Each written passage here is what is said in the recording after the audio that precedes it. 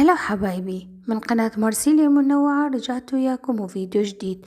اليوم سويت مناقيش، وصفة فطور كلش طيبة. مناقيش جبن، مناقيش محمرة، مناقيش زعتر.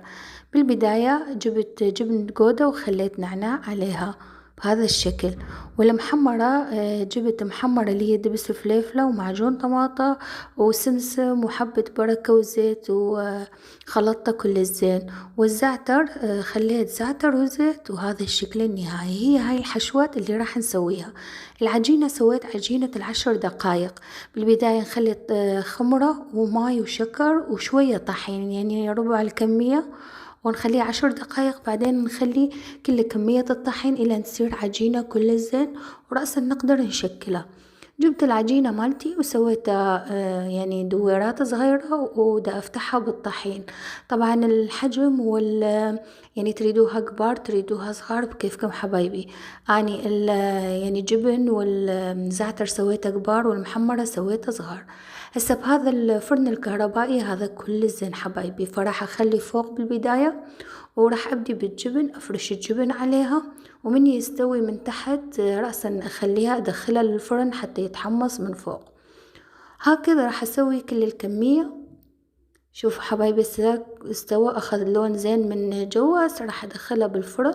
طبعا هذا الفرن الكهربائي كلش حار، فلازم تحضرون الكمية قبل بوقت حتى تسووها، ويعني لين على السريع يستوون.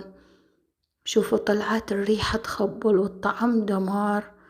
هاي مال جبن سويته، شوفوا هاي تحمصت بعد روعة.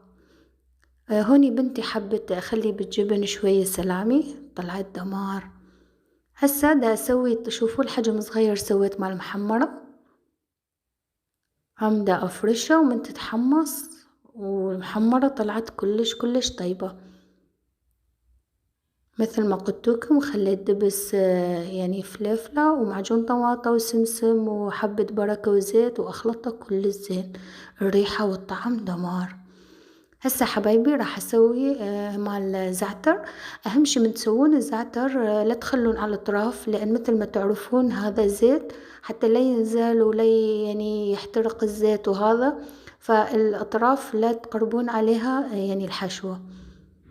وهذا الشكل النهائي كلش طيبين طلعوا، والفطور مميز، وجربوها حبايبي تخبل. وألف ألف عافية، وانتظروني بالفيديوهات الجاية. لا تنسون الاشتراك واللايك. باي.